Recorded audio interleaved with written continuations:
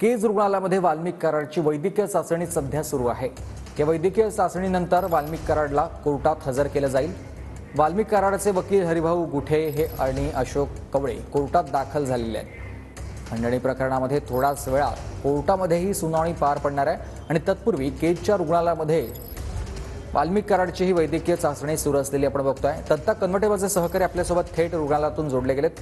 दत्ता, सध्या आपण बघतोय वैद्यकीय चाचणी सुरू आहे आणि यानंतर कोर्टात हजर केलं जाईल वाल्मिक कराडला। नक्कीच गेल्या 15 मिनिटांपासून वाल्मिक कराड यांची आरोग्य तपासणी सुरू आहे। मी सध्या केजच्या उपजिल्हा रुग्णालयामध्ये आहे। आपण बघू शकता की याच आतमधल्या केबिनमध्ये वाल्मिक कराड यांची जी तपासणी आहे ती सुरू आहे।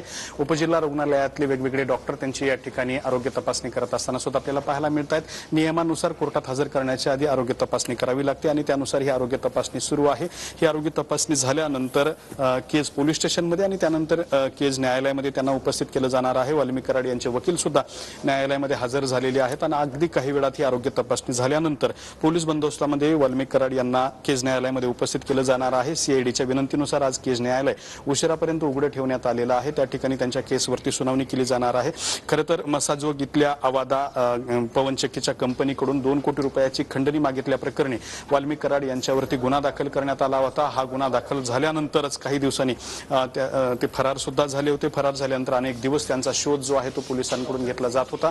मात्र आज अखेर सकाळी वाल्मिक कराड हे सीआयडीच्या पुणे कार्यालयामध्ये सरेंडर झाले होते। सरेंडर झाल्यानंतर त्यांना पोलिसांनी केजमध्ये आणण्याचा निर्णय घेतला होता। सध्या केजमध्ये आणण्यात आलेला आहे आणि त्याचबरोबर केज न्यायालयामध्ये दाखल केलं जाणार आहे। केज न्यायालयात दाखल केल्यानंतर त्यांना किती दिवसाची पोलीस कोठडी मिळते हे पाहणं महत्त्वाचं ठरणार आहे। मात्र सरकारी पक्षाच्या वतीनं सुद्धा भूमिका मांडली जाणार आहे। त्याचबरोबर वाल्मिक कराड यांचे वकील सुद्धा आपली भूमिका मांडणार आहेत।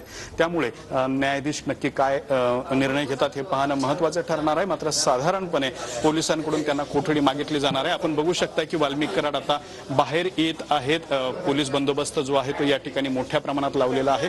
त्यांची आरोग्य तपासणी गेल्या 15 ते 20 मिनिटांपासून सुरू होती, ती कदाचित आता पूर्ण झाली असावी आणि वाल्मिक कराड यांना आता रुग्णालयातून बाहेर सुद्धा काढलं जाऊ शकतं आणि थेट जिल्हा न्यायालयामध्ये या ठिकाणी त्यांना हजर केलं जाऊ शकतं।